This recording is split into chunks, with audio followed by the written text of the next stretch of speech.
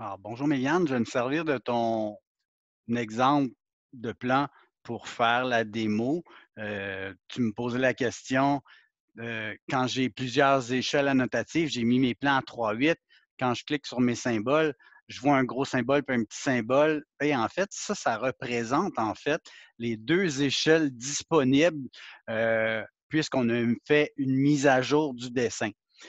L'avantage, c'est que c'est hyper rapide. La mise à jour se fait en un clic. L'inconvénient, c'est ça, c'est que mon objet, j'en ai deux en fait, ou j'ai plutôt deux échelles. Donc, pour se départir de ça, le petit truc, ce que je vais faire, je vais sélectionner vraiment tout ce que j'ai dans ma fenêtre de présentation. Je vais aller dans mon onglet Annoter, dans la section Échelles. Je vais lui dire de supprimer les échelles que je n'ai pas de besoin. Donc, si je fais ça, ben, je sais que mon plan est à l'échelle 3-8.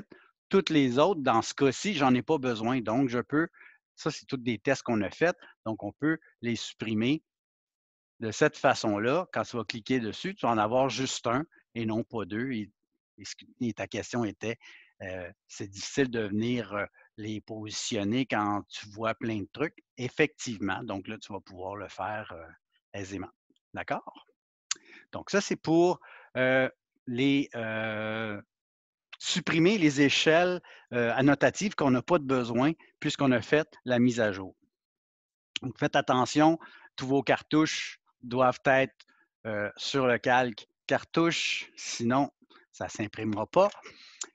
Puis, le dernier point, on m'a demandé par rapport au plafond réfléchi, on me dit, j'insère le symbole interrupteur, puis il a l'air super mini, comment je fais pour le mettre à l'échelle? Bien, l'idée, là, c'est qu'au stade où vous êtes rendu, si vous voulez rajouter des éléments, au lieu de travailler en mode objet puis de gérer vos échelles, travaillez dans votre mise en page, dans la fenêtre, votre échelle est déjà bien placée. Donc, les symboles vont arriver tout de suite au bon format. Puis, vous, tout simplement, choisir le bon calque et de faire notre insertion. Donc, moi, j'ai mis mon fichier interrupteur sur mon bureau. Je peux aller le rechercher juste pour vous montrer. Donc, je l'ai téléchargé sur mon bureau. Je fais insérer. Il va se redéfinir, évidemment, puisque je l'avais déjà, mais mon symbole va arriver à l'échelle de mon plan. Oui, il a l'air petit, mais le texte est grandeur réelle, donc il n'y a aucun problème. Le symbole, c'est sa vraie dimension et j'ai juste à cliquer dessus pour choisir qu'est-ce que je veux mettre, si je veux mettre un gradateur, un lien électrique, etc. Donc, rappel là-dedans, 3 voies, c'est pour un interrupteur je vais allumer mes lumières à 2 endroits en particulier, à l'entrée et à la sortie d'une pièce, un 3 voies. Gradateur pour graduer en fait l'intensité lumineuse.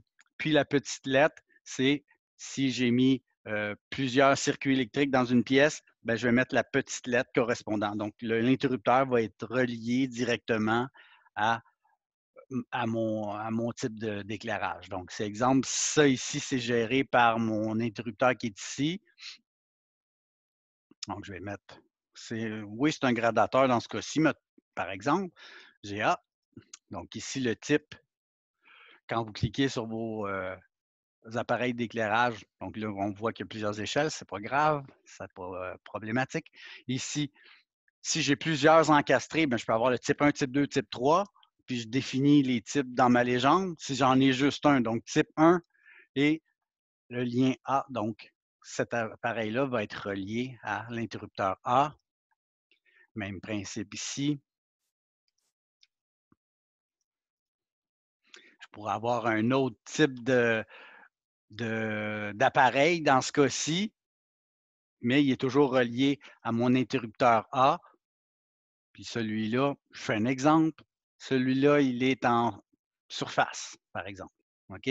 Donc, ça veut dire que dans ma légende, je vais avoir tous mes types de symboles apparaître.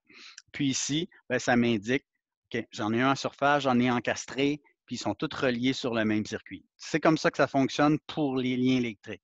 Pour le positionnement à l'aide des axes pour dire mes appareils sont tous centrés sur une même ligne, c'est effectivement très bien fait. Je me trace une ligne, je dis qu'elle est à 2 pieds 10 du mur, puis je positionne tous mes luminaires là-dessus. Donc, je sais que tous ces appareils-là sont sur une seule et même ligne et je viens indiquer la cotation entre chaque.